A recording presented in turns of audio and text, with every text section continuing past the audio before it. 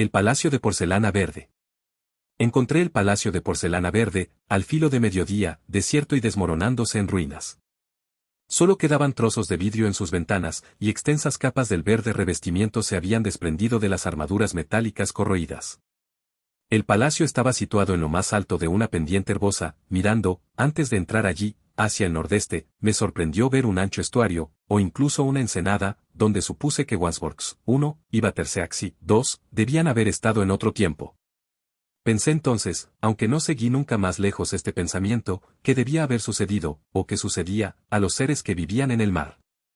Los materiales del palacio resultaron ser, después de bien examinados, auténtica porcelana, y a lo largo de la fachada vi una inscripción en unos caracteres desconocidos. Pensé, más bien neciamente, que Vena podía ayudarme a interpretarla, pero me di cuenta luego de que la simple idea de la escritura no había nunca penetrado en su cabeza. Ella me pareció siempre, creo yo, más humana de lo que era, quizá por ser su afecto tan humano. Pasadas las enormes hojas de la puerta, que estaban abiertas y rotas, encontramos, en lugar del acostumbrado vestíbulo, una larga galería iluminada por numerosas ventanas laterales. A primera vista me recordó un museo. El enlosado estaba cubierto de polvo, y una notable exhibición de objetos diversos se ocultaba bajo aquella misma capa gris. Vi entonces, levantándose extraño y aislado en el centro del vestíbulo, lo que era sin duda la parte inferior de un inmenso esqueleto.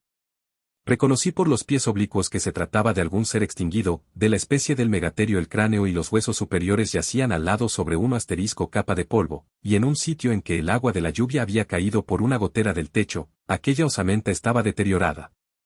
Más adelante, en la galería, se hallaba el enorme esqueleto encajonado de un brontosaurio Xi 3. Mi hipótesis de un museo se confirmaba.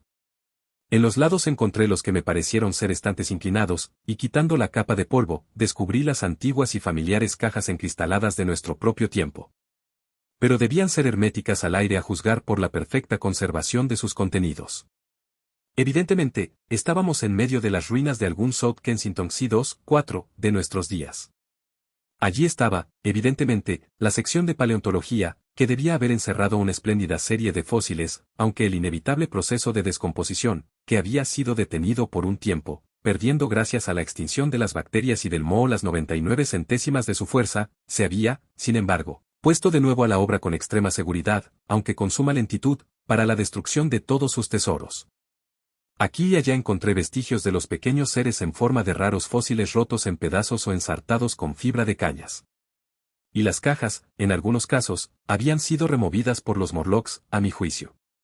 Reinaba un gran silencio en aquel sitio. La capa de polvo amortiguaba nuestras pisadas. Vena, que hacía rodar un erizo de mar sobre el cristal inclinado de una caja, se acercó pronto a mí, mientras miraba yo fijamente alrededor, me cogió muy tranquilamente la mano y permaneció a mi lado. Al principio me dejó tan sorprendido aquel antiguo monumento de una época intelectual, que no me paré a pensar en las posibilidades que presentaba. Hasta la preocupación por la máquina del tiempo se alejó un tanto de mi mente. A juzgar por el tamaño del lugar, aquel palacio de porcelana verde contenía muchas más cosas que una galería de paleontología, posiblemente tenía galerías históricas, e incluso podía haber allí una biblioteca. Para mí, menos en aquellas circunstancias, hubiera sido mucho más interesante que aquel espectáculo de una vieja geología en decadencia. En mi exploración encontré otra corta galería, que se extendía transversalmente a la primera. Parecía estar dedicada a los minerales, y la vista de un bloque de azufre despertó en mi mente la idea de la potencia de la pólvora. Pero no pude encontrar salitre, ni, en realidad, nitrato de ninguna clase. Sin duda se habían disuelto desde hacía muchas edades. Sin embargo, el azufre persistió en mi pensamiento e hizo surgir una serie de asociaciones de cosas. En cuanto al resto del contenido de aquella galería, aunque era, en conjunto, lo mejor conservado de todo cuanto vi, me interesaba poco. No soy especialista en mineralogía. Me dirigí hacia un ala muy ruinosa paralela al primer vestíbulo en que habíamos entrado. Evidentemente, aquella sección estaba dedicada a la historia natural, pero todo resultaba allí imposible de reconocer.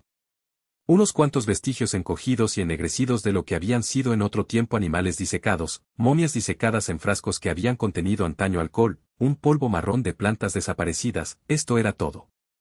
Lo deploré, porque me hubiese alegrado trazar los pacientes reajustes por medio de los cuales habían conseguido hacer la conquista de la naturaleza animada. Luego, pregamos a una galería de dimensiones sencillamente colosales, pero muy mal iluminada, y cuyo suelo en suave pendiente hacía un ligero ángulo con la última galería el que había entrado. Globos blancos pendían, a intervalos, del techo, muchos de ellos rajados y rotos, indicando que aquel sitio había estado al principio iluminado artificialmente. Allí me encontraba más en mi elemento, pues de cada lado se levantaban las enormes masas de unas gigantescas máquinas, todas muy corroídas y muchas rotas, pero algunas aún bastante completas. Como ustedes saben, siento cierta debilidad por la mecánica, y estaba dispuesto a detenerme entre ellas, tanto más cuanto que la mayoría ofrecían el interés de un rompecabezas, y yo no podía hacer más que vagas conjeturas respecto a su utilidad.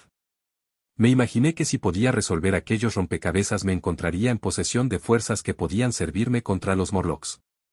De pronto, Veena se acercó mucho a mí. Tan repentinamente, que me estremecí. Si no hubiera sido por ella no creo que hubiese yo notado que el suelo de la galería era inclinado, en absoluto. 5. El extremo a que había llegado se hallaba por completo encima del suelo, y estaba iluminado por escasas ventanas parecidas a troneras. Al descender en su longitud, el suelo se elevaba contra aquellas ventanas, con solo una estrecha faja de luz en lo alto delante de cada una de ellas, hasta ser al final un foso, como el sótano de una casa de Londres. Avancé despacio, intentando averiguar el uso de las máquinas, y prestándoles demasiada atención para advertir la disminución gradual de la luz del día, hasta que las crecientes inquietudes de Veena atrajeron mi atención hacia ello. Vi entonces que la galería quedaba sumida al final en densas tinieblas. Vacilé, y luego, al mirar a mi alrededor, vi que la capa de polvo era menos abundante y su superficie menos lisa. Más lejos, hacia la oscuridad, parecía marcada por varias pisadas, menudas y estrechas. Mi sensación de la inmediata presencia de los Morlocks se reanimó ante aquello. Comprendí que estaba perdiendo el tiempo en aquel examen académico de la maquinaria. Recordé que la tarde se hallaba ya muy avanzada y que yo no tenía aún ni arma, ni refugio, ni medios de hacer fuego. Y luego, viniendo del fondo, en la remota oscuridad de primera galería, oí el peculiar pateo, y los mismos raros ruidos que había percibido abajo en el pozo. Cogí la mano de Veena. Luego, con una idea repentina, la solté y volví hacia una máquina de la cual sobresalía una palanca bastante parecida a las de las garitas de señales en las estaciones. Subiendo a la plataforma, así aquella palanca y la torcí hacia un lado con toda mi fuerza. De repente, Veena, abandonada en la nave central, empezó a gemir. Había yo calculado la resistencia de la palanca con bastante corrección, pues al minuto de esfuerzo se partió, y me uní a Veena con una masa en la mano, más que suficiente, creía yo, para romper el cráneo de cualquier Morlock que pudiese encontrar. Estaba impaciente por matar a un Morlock o a varios. Les parecerá a ustedes muy inhumano aquel deseo de matar a mis propios descendientes. Pero era imposible, de un modo u otro, sentir ninguna piedad por aquellos seres. Tan solo mi aversión a abandonar a Veena, y el convencimiento de que si comenzaba a apagar mi sed de matanza mi máquina del tiempo sufriría por ello, me contuvieron de bajar derechamente a la galería y de ir a matar a los Morlocks. Así pues, con la masa en una mano y llevando de la otra a Veena, salí de aquella galería y entré en otra más amplia aún, que a primera vista me recordó una capilla militar con banderas desgarradas colgadas. Pronto reconocí en los harapos oscuros y carbonizados que pendían a los lados restos averiados de libros. Desde hacía largo tiempo se habían caído a pedazos, desapareciendo en ellos toda apariencia de impresión. Pero aquí y allá, cubiertas acartonadas y cierres metálicos decían bastante sobre aquella historia. De haber sido yo un literato, hubiese podido quizá moralizar sobre la futileza de toda ambición. Pero tal como era, la cosa que me impresionó con más honda fuerza fue el enorme derroche de trabajo que aquella sombría mezcolanza de papel podrido atestiguaba. Debo confesar que en aquel momento pensé principalmente en las Philosophical Transactions 6 y en mis propios 17 trabajos sobre física óptica. Luego, subiendo una ancha escalera llegamos a lo que debía haber sido en otro tiempo una galería de química técnica. Y allí tuve una gran esperanza de hacer descubrimientos útiles. Excepto en un extremo, donde el techo se había desplomado, aquella galería estaba bien conservada. Fui presuroso hacia las cajas que no estaban deshechas y que eran realmente herméticas. Y al fin, en una de ellas, encontré una caja de cerillas. Probé una a toda prisa. Estaban en perfecto estado. Ni siquiera parecían húmedas. Me volví hacia Veena. Baila, le grité en su propia lengua. Pues ahora poseía yo una verdadera arma contra los horribles seres a quienes temíamos. Y así, en aquel museo abandonado, sobre el espeso y suave tapiz de polvo, ante el inmenso deleite de Viena, ejecuté solemnemente una especie de danza compuesta, silbando unos compases de El país del hombre leal, tan alegremente como pude. Era en parte un modesto cancán, en parte un paso de baile, en parte una danza de faldón, hasta donde mi levita lo permitía, y en parte original. Porque, como ustedes saben, soy inventivo por naturaleza. Aún ahora, pienso que el hecho de haber escapado aquella caja de cerillas al desgaste del tiempo durante años memoriales resultaba muy extraño, y para mí la cosa más afortunada.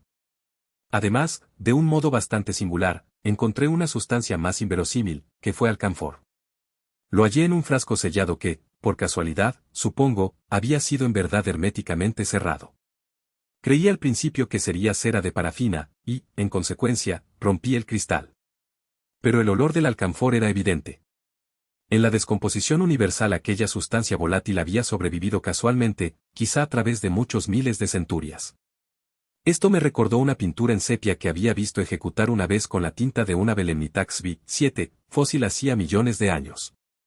Estaba a punto de tirarlo, pero recordé que el alcanfor era inflamable y que ardía con una buena y brillante llama, fue, en efecto, una excelente bujía, y me lo metí en el bolsillo. No encontré, sin embargo, explosivos, ni medio alguno de derribar las puertas de bronce. Todavía mi palanca de hierro era la cosa más útil que poseía yo por casualidad. A pesar de lo cual salí de aquella galería altamente exaltado. No puedo contarles a ustedes toda la historia de aquella larga tarde. Exigiría un gran esfuerzo de memoria recordar mis exploraciones en todo su adecuado orden. Recuerdo una larga galería con panoplias de armas enmohecidas, y como vacilé entre mi palanca y un hacha o una espada. No podía, sin embargo, llevarme las dos, y mi barra de hierro prometía un mejor resultado contra las puertas de bronce. Había allí innumerables fusiles, pistolas y rifles. La mayoría eran masas de herrumbre, pero muchas estaban hechas de algún nuevo metal y se hallaban aún en bastante buen estado. Pero todo lo que pudo haber sido en otro tiempo cartuchos estaba convertido en polvo. Vi que una de las esquinas de aquella galería estaba carbonizada y derruida, quizá, me figuro yo, por la explosión de alguna de las muestras. En otro sitio había una amplia exposición de ídolos, polinésicos, mexicanos, griegos, fenicios, creo que de todos los países de la tierra.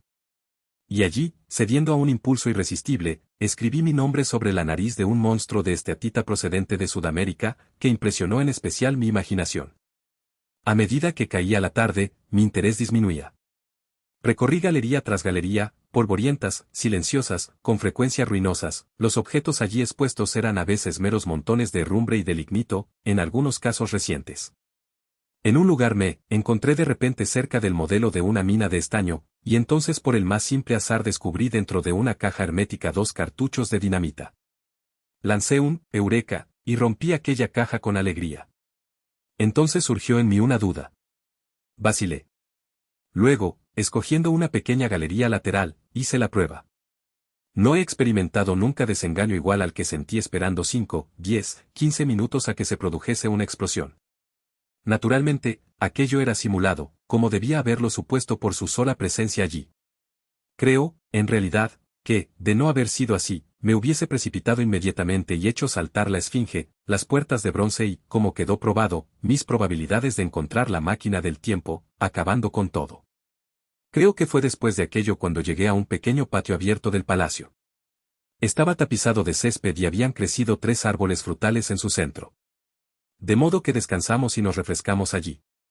Hacia el ocaso empecé a pensar en nuestra situación.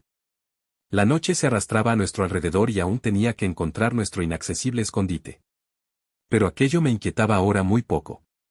Tenía en mi poder una cosa que era, quizá, la mejor de todas las defensas contra los Morlocks, tenía cerillas.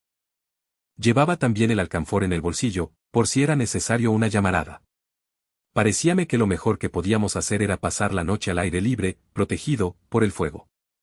Por la mañana recuperaría la máquina del tiempo. Para ello, hasta entonces, tenía yo solamente mi masa de hierro. Pero ahora, con mi creciente conocimiento, mis sentimientos respecto a aquellas puertas de bronce eran muy diferentes. Hasta aquel momento, me había abstenido de forzarlas, en gran parte a causa del misterio del otro lado. No me habían hecho nunca la impresión de ser muy resistentes, y esperaba que mi barra de hierro no sería del todo inadecuada para aquella obra.